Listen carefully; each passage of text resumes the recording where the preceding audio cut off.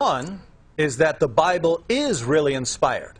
If the Bible is really the inspired Word of God, then Jesus Christ died on the cross for sins, rose from the dead, and claimed to be God. If those things are true, then Muhammad was a false prophet because he rejected all of these. So that's one possibility. The Bible is true, in which case Muhammad was a false prophet. The other alternative is that the Bible is not inspired.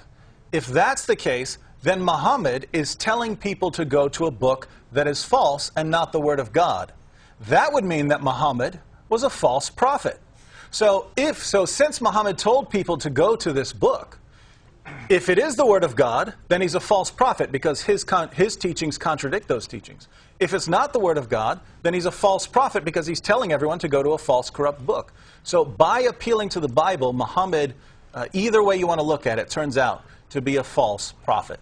Okay, and Nabil, you want to add something quickly before we get back to Abdul? Yes, just briefly I wanted to add that of those two options, we know which one is the true option. Yes. Muhammad never believed that the Bible was corrupted. Right. Everything that he says indicates that the Bible seems to be, he believed, the true word. Yes. Abdul has mentioned already, chapter 5, verse 47 of the Quran.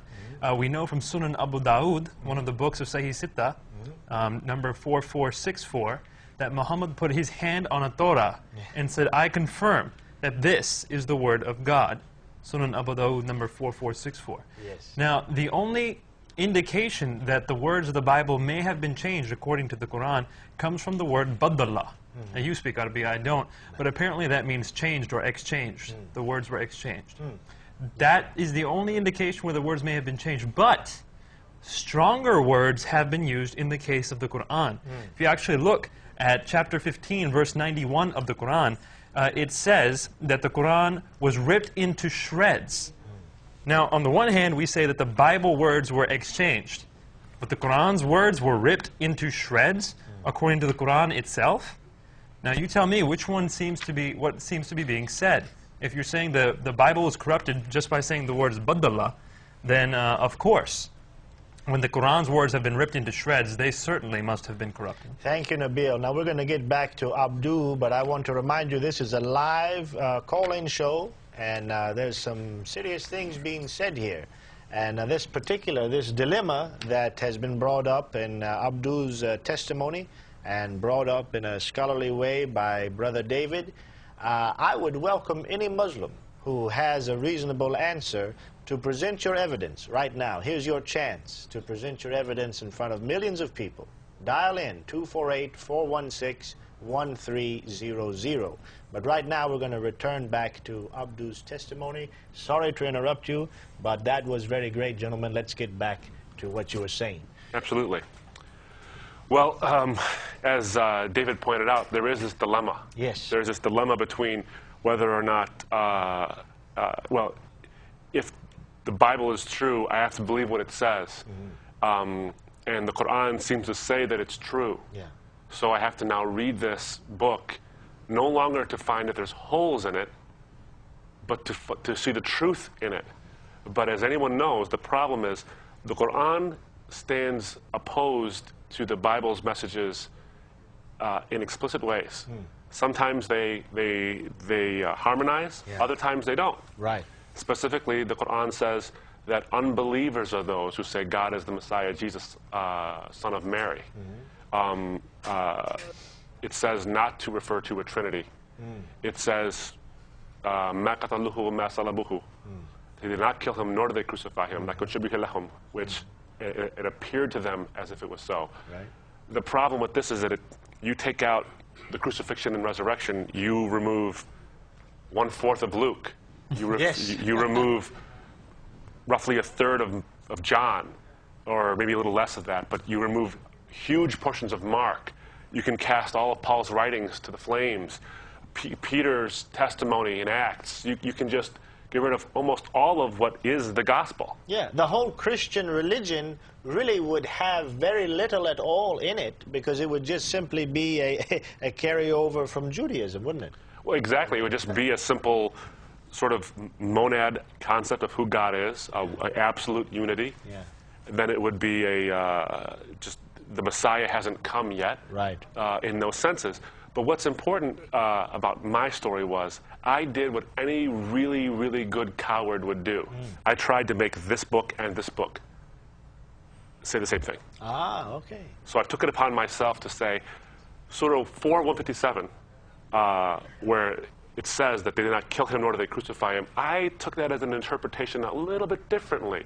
Maybe he did die on that cross, but maybe it wasn't they who killed him. Maybe it was some other interpretation. I could play with the words a little bit. Right. Maybe this book, the Bible, doesn't say he's God. It just sort of refers to him having divine attributes. He's sort of like a mystic. So this of was a some kind. transitional period. At the point now you're starting to think there's authority in both sources. Is that Well, right? absolutely, because I can't, my conscience and my heritage will not allow me to reject the Quran. Right.